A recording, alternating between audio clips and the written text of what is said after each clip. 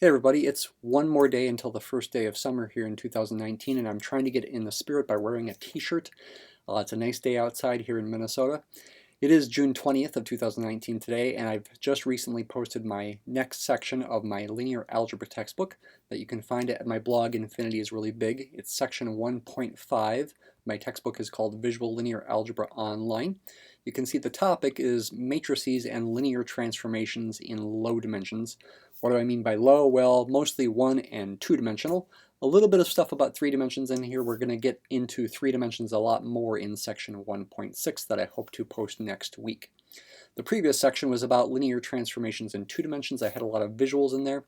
There are fewer visuals in this section, but there's a lot of really important content. A lot of kind of strange content, you might say.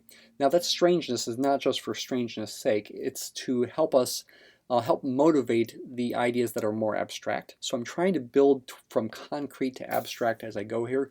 Many linear algebra textbooks start out abstract right away.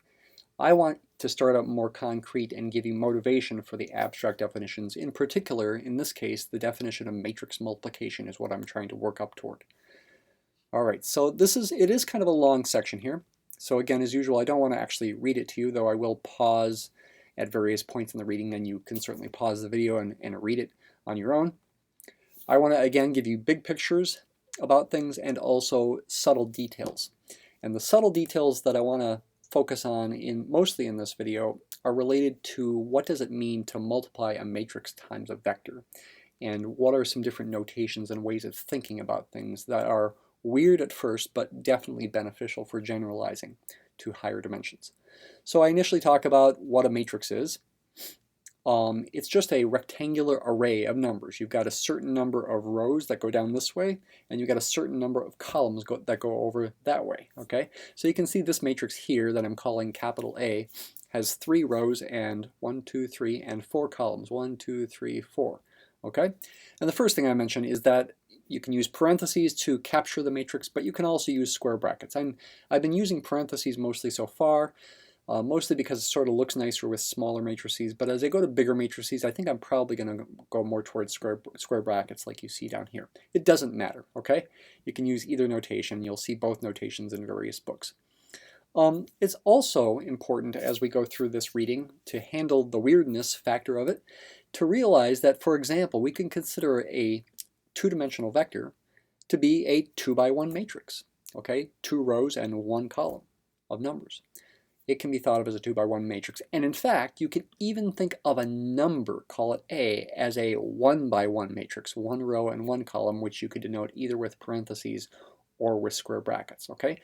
That's one weird thing. So you probably never thought of a number as being a matrix, but you certainly can, and it's worthwhile to emphasize that you can, again, for the purposes of generalizing. All right, so we're about to get into this content. Again, this section is pretty long. There's a lot of writing here. But let me, again, focus on the main points, and you can try to wade through the writing. There are a lot of calculations that kind of are messy and not real pleasant, but you want to see the main point, and you can certainly check the calculations on your own. All right, so we first want to recall what it means to be linear. This is what it means to be linear, that this equation that you see right here, t of, it's not letting me highlight it here, t of s times u plus t times v is s times t of u plus t times t of v. And I should have said capital T versus lowercase t.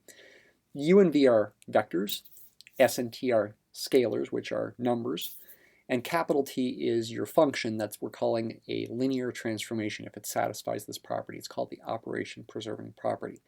This is the key kind of equation that you're going to see over and over and over again in this textbook, pretty much in every section. I'm not guaranteeing it's going to be every section, but pretty much in every section. I sort of think of linear transformations as being a real big theme and key in linear algebra, and the relationship of linear transformation to coordinate changes. They are going to be related to matrices as well, but here we just thinking of them as being functions, but they satisfy this key property. So the next few sections, what we're going to do is we're going to talk about various kinds of linear transformations with various domains and various codomains. So first we'll keep it simple. The domain is going to be the real numbers and the codomain is going to be the real numbers. It's going to map real numbers to real numbers, and those functions are real simple, okay? They are this form, t of x equals a times x for some constant a. Okay, that's your linear transformation from R to R. B in this formula must be 0 in this definition to be a linear transformation. So we're only focused on linear functions as being those who have that have graphs that go through the origin. You don't want a non-zero y-intercept. That's different than what you might have learned in calculus and pre-calculus, where you do allow a b to be non-zero and the graph is just a straight line, not necessarily through the origin. We don't want to do that. The reason is we want to generalize to other situations where this key formula again holds. So in these examples, again, we're going to visualize them and we're going to talk about why they are linear. And we're also going to talk about theorems, okay, and proofs a little bit. So hang on here. Before we get to that, though, I want to emphasize once again that you can think of numbers as being one-by-one matrices, and so this equation can be written in this kind of weird form, okay? Make sure you read this kind of equation correctly, though. You would say t of x equals capital A times x, where this x is thought of as being a number, and this x is thought of as being a vector or one-by-one matrix. See, I'm calling it, this boldface x is representing the number x as a one-by-one matrix. We can think of it this way, okay? T of x equals a times x. And again, this is weird, but it's not weirdness for its own sake. It's weirdness for the purposes of generalizing it, okay? So it's worth it. So now we generalize. Well, before we generalize, the graph of such functions, like I mentioned, is already a straight line through the origin. So we won't bother making a graph of that. That's something you know how to do. What about linear transformations from R to R2 that take numbers, real numbers, and map them to points or vectors in the plane, two-dimensional? What kind of form do they take? Here's a theorem. This is our first labeled theorem in this text, theorem 1.5.1, that's section 1.5, and it's the first theorem. Let a, b, c, and d be real number constants. Then a function of this form with domain, real numbers, and codomain in the plane, defined by this formula, is a linear transformation if and only if b and d are both 0. So you don't want any added constants over here. You just want the a times x and the c times x. Notice that we do have a real number input here and a two-dimensional vector output for this function. Okay, let's. I'm not going to go through the proof in excruciating detail, but let's just say a few things before we look briefly at the proof. Theorems require proof. Okay, a theorem is a statement of mathematical fact that is typically thought of as being important. Other names are used sometimes for less important things, maybe proposition or lemma or corollary. Actually, sometimes corollaries are really important, but they typically follow from more general theorems. And they technically require proof. Logical arguments, deductive logic. Proofs are, in fact, an essential part of linear algebra. We will emphasize them less than other books do, but they will occur sometimes, including in this section. This theorem is also an if and only if statement, which means the implication goes both ways. You've got this function is linear, a linear transformation, if and only if b equals d equals 0. So there's two things to prove. First, if it's a linear transformation, then b and d must both be 0. And secondly, if b and d are both 0, then this thing is a linear transformation. And what do we need to use to prove it's true? We need to use the definition of linearity, this equation up here, although the u and v are going to be numbers instead of true quote-unquote vectors, because we're talking about a one-dimensional domain here. X is a real number. So this is the proof. And so I start by supposing it's a linear transformation, and I want to show b and d are 0. So I use the fact that this is going to be true because it's linear. And then it's just a matter of doing calculations, comparing the calculations, and concluding that, well, b and d must be 0 if this equation is going to be true. And you essentially compare this vector with this vector down here, and you get that these true equations must be true for all s and t, no matter what they are, which means b and d must both be 0. To prove the reverse implication, start by assuming b and d are both 0, so then you want to show this is a linear transformation. You want to show that operation preserving property, and that's the easier direction. These two things right here and here are equal in the end when you assume b and d are 0. QED means quod erat demonstrandum. It's Latin for we are done. Yay. Okay, that's what we often put at the end of proofs. Here's a little section that talks about the form of the formula, and again, in a weird way that will generalize to higher dimensions. That's the purpose here. So you can think of this formula as a scalar x times the vector. You can put the x in front of it if you like. And then you can also put the x on the right of it and think of it as a matrix, a square matrix, either with parentheses or square brackets. So you could write T of x is a times x, which is this vector times this vector, this matrix, this 2 by 1 matrix times this 1 by 1 matrix to get a 2 by 1 matrix or a two-dimensional vector. Okay, again, weird. But the weirdness is worth it. Weird, take a 2 by 1 matrix times a 1 by 1 matrix to get a 2 by 1 matrix. That's going to generalize, okay, in ways that I'll be more specific about in later sections. You may already know a little bit about how it generalizes. If so, that's good. How do you graph such a function? You graph it as, well, a parametric curve, or in this case, a parametrized line through the origin. Think of x as varying over the real number system. And if we imagine the output as being a point rather than a vector, we'll see that it traces out a straight line, and here's the line here, down here, for an example where a is 2 and c is 1 here for this example. And in this picture, the x is varying from -4 to +4. As if x varied over the entire real number line, we'd get the entire line forever going on in both directions there. That red vector is the vector 2, 1. Okay? If a and c happen to both be 0, then this is a degenerate kind of transformation. It maps everything to 0, and you just get the origin. We're going to talk about functions, these kinds of functions, of whether they're one-to-one and onto or not, which is something you should already know about. This function is definitely not onto, and I mentioned that here.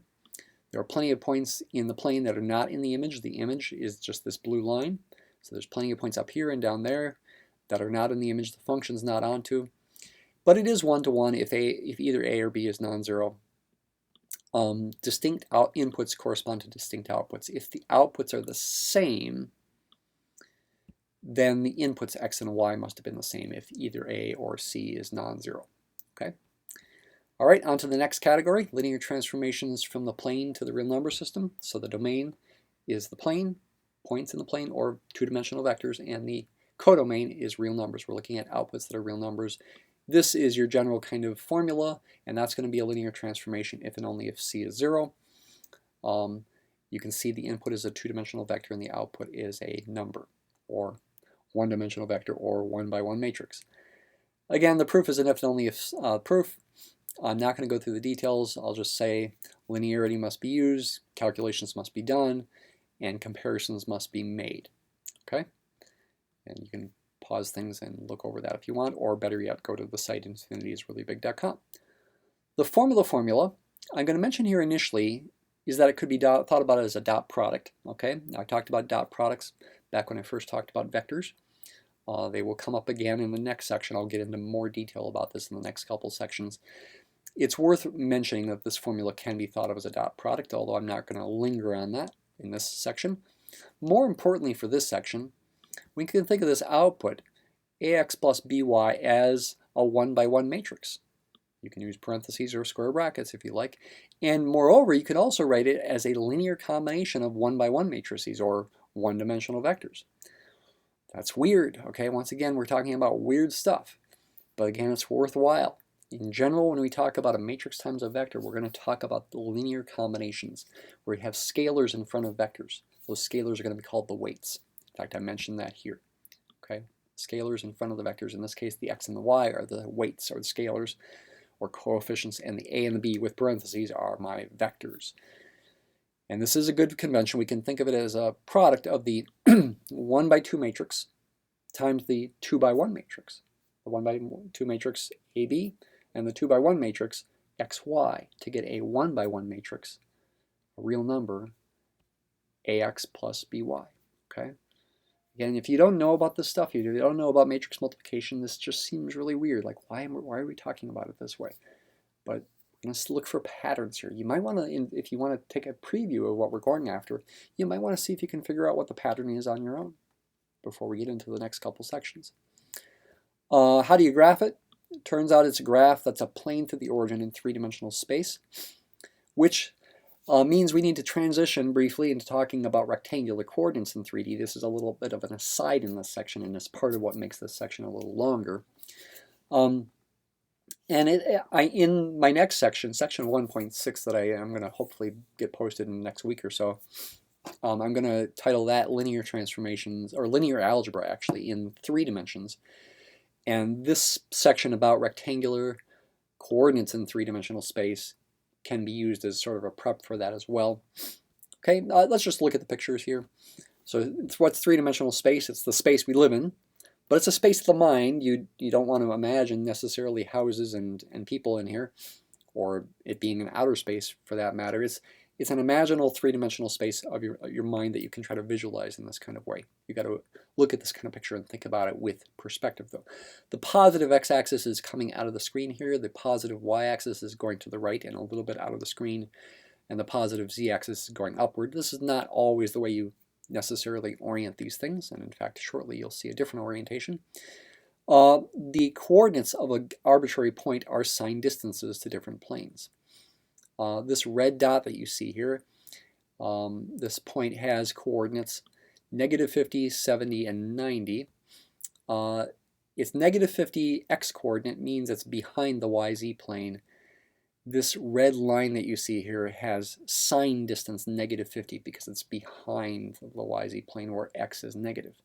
Its y and z coordinates are positive. It's got sign distance above the xy plane of 70.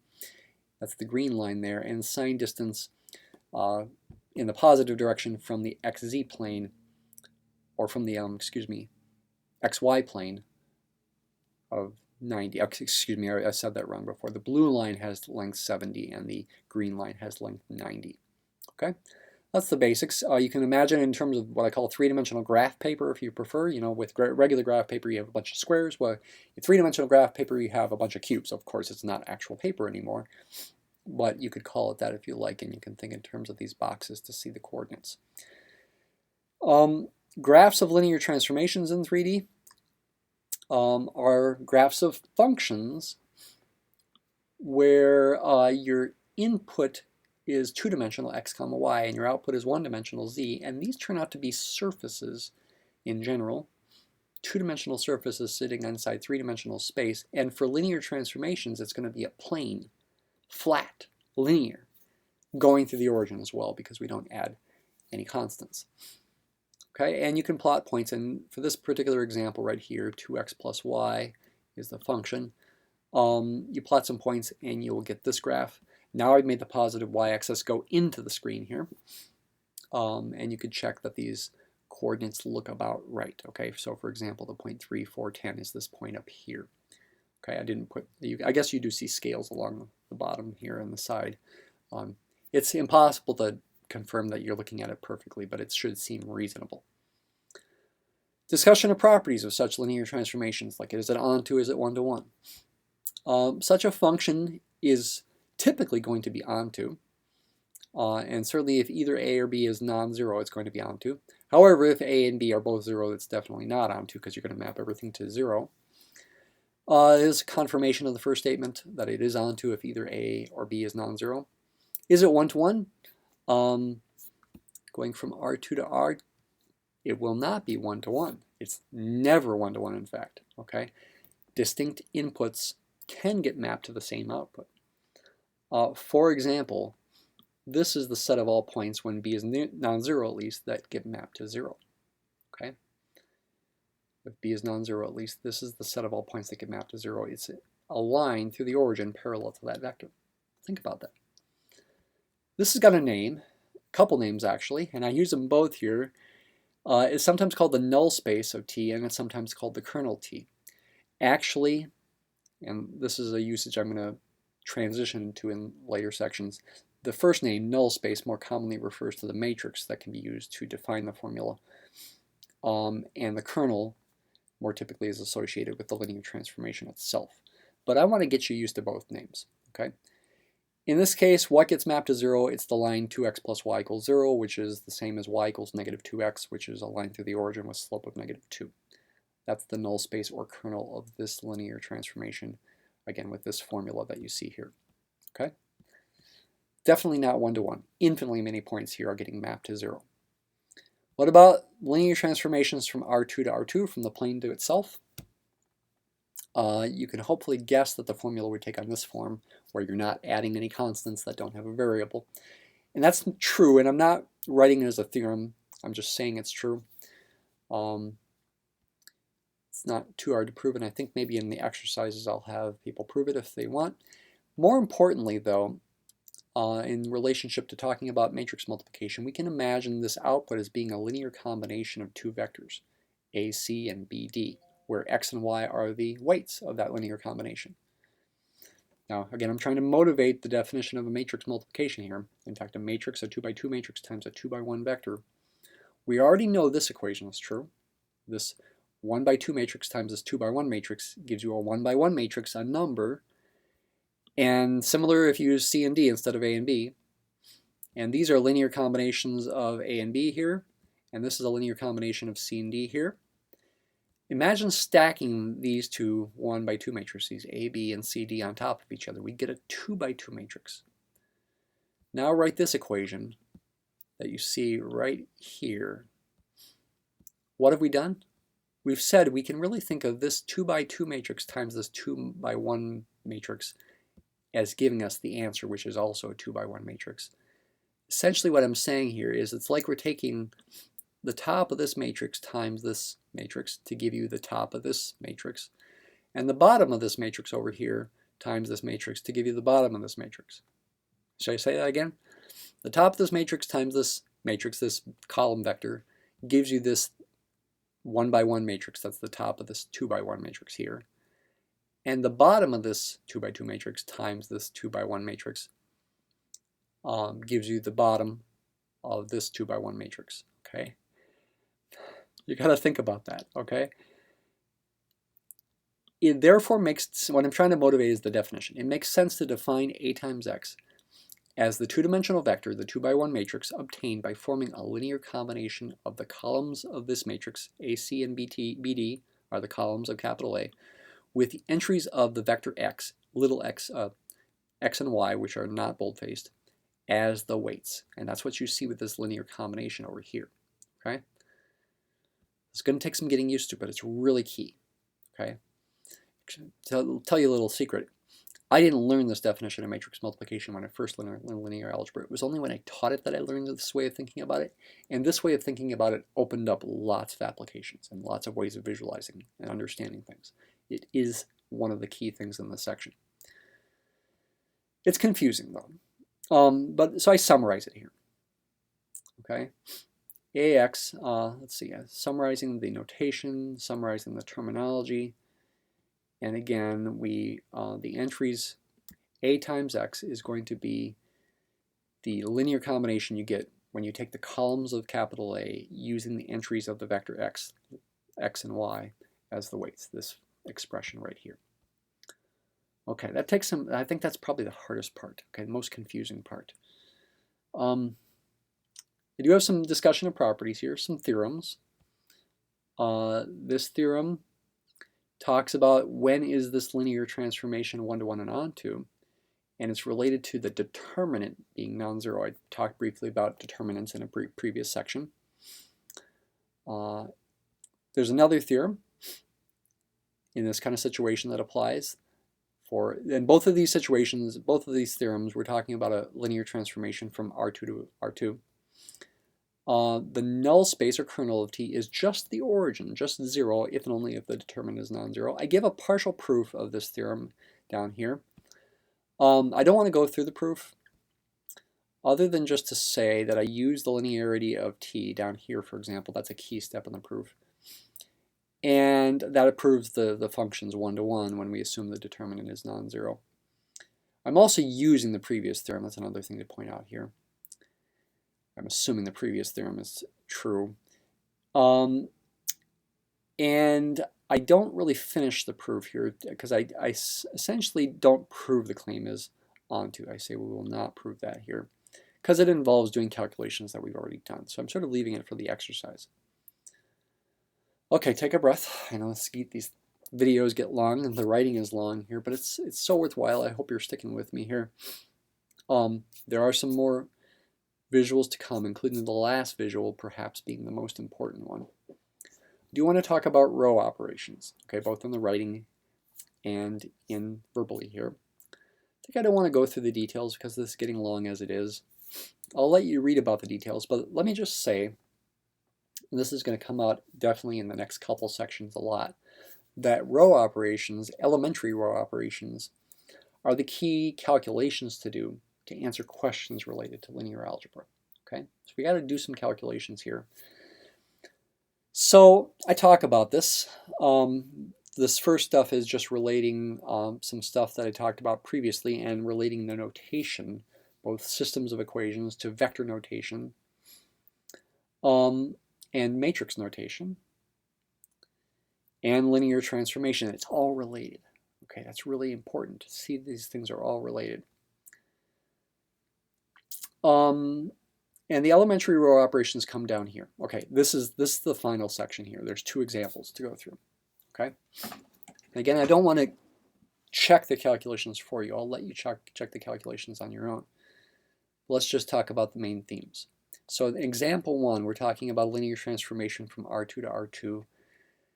That's got a certain formula with a certain matrix. So the formula is T of x times equals A times x, where x is this vector, boldface x is this vector with unboldface little x and little y, and A is this matrix. That's going to mean that the formula for T really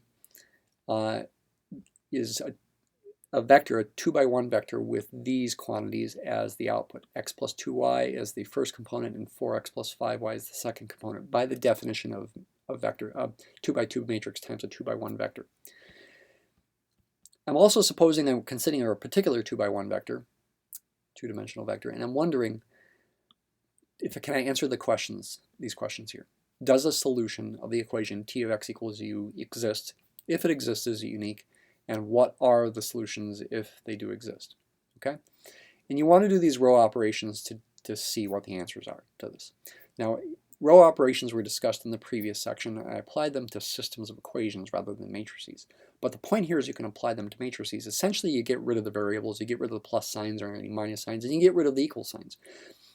The 1, the 2, the 4, and the 5 are the coefficients on the left-hand sides of these equations, and the 3 and the 6 are the numbers on the right-hand sides. This is called an augmented matrix, where you not only take the coefficients on the left side, but you also put on the coefficients or the numbers on the right side and make this matrix, this 2x3 matrix, that we're going to do row operations, trying to isolate x and y essentially, eliminate, say, x from the second equation and y from the first equation to get x equals something specific and y equals something specific. See the previous section for more examples of this if you're confused.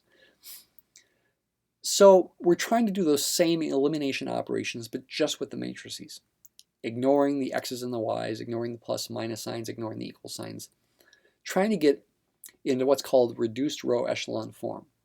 Essentially what we're hoping for typically is a 1, 0 something in the top row and a 0, 1 something in the bottom row, saying 1 times x equals something, so x equals that thing, and 1 times y equals something, so y equals that thing.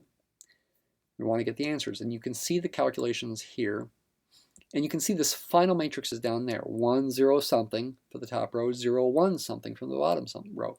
And what this means is the original system, linear system, is equivalent to x equals -1 and y equals 2. And that is your answer. Those are the values of x and y that solve the original system, and you can check it. Back up here, x is -1 and y is 2. And what was I going to say? The actual solution itself, though, is unique. It's just 1 point. X equals -1, x comma y equals -1 comma 2. And it's unique because we should expect because the determinant is non-zero. All right, example 2 is the more interesting one, though. Okay, the determinant of this matrix here that you see, this 2x2 matrix, is 0. The solution, if it exists, is not going to be unique. Okay, and it may not exist for particular outputs. The determinant is 0. T is neither 1-to-1 nor onto. Instead of picking a specific output possibility, let's consider what situations give you solutions. And here's the most interesting part to me. When you do the row operations, you get this second row here. 0, 0 something instead of 0, 1 something. So something different happened here. It was because the determinant of this matrix is 0. And what this is going to mean is if this quantity here, v plus 2u, since this is an augmented matrix and this last column represents right-hand side numbers, if this is non-zero, that second equation is going to be inconsistent. 0 equals something non-zero. So when v plus 2u is non-zero, the original system has no solution. It only has a solution if v plus 2u is 0, so that the second line really represents 0 equals 0, which doesn't tell you anything new. And in that case, you can just focus on the first equation. X plus 2y equals u. 1 times x plus 2 times y equals an arbitrary first component u. That'll be the thing you can focus on when v plus 2u does equal 0. In other words, when v equals negative 2u. And the solutions of this equation are infinite. Everything along this line, in fact. Y equals negative 1/2 x plus 1/2 u for any fixed u. That's an infinite solution set. Now, it also represents infinitely many different systems for different values of u. But think of u as fixed here initially. In parametric vector form, which we've talked about before, the solution set when v equals negative 2u is this combination of a couple vectors here. And again, think of u as fixed. This can be geometrically interpreted, and I already did this in a previous section. For any fixed number u, this is a line going through the point 0, 1/2 u, writing this vector as a point, parallel to this vector 1, negative 1/2. Okay? Also talk about the null space of T here. Let me get to the animation and then we'll end this. The animation is this. This is the animation for example 2. And what does this represent? I talk about it up here. You might want to pause this and read it. Here's what it represents. So again, the domain is R2 and the codomain is R2. The determinant of A was equal to 0 here. T was not 1-to-1 or onto. In fact, the image of the entire plane on the left here, this xy plane, is just this blue line in the UV plane, which is the output plane. That's the image. Definitely not onto. Any points up here or down here are not possible outputs of this function. Why do I have this red dot moving on here in this value of u? Well, the first coordinate of this red dot is the value of u, and I'm letting u vary from about, negative 3 to positive 3 or so. And what this red dot, as u varies, represents is the output of this red line. This red line for any fixed value of u gets mapped onto the red dot for that fixed value of u. And you can see as u changes and this point changes, the red line changes. When u happens to be 0, so the red dot is at the origin, like right now, then this line also goes to the origin and it would be the null space or kernel of T. And that black little vector that you see here is this vector right there, 1, negative 1/2, and the black dot there is this point 0, negative 1/2 u for different values of u. Okay? So it's really emphasizing that this linear transformation is neither 1-to-1 nor onto. I've got exercises, what I'm calling basic exercises, row operation exercises, and challenge exercises that I may add to over time here. Thanks for watching.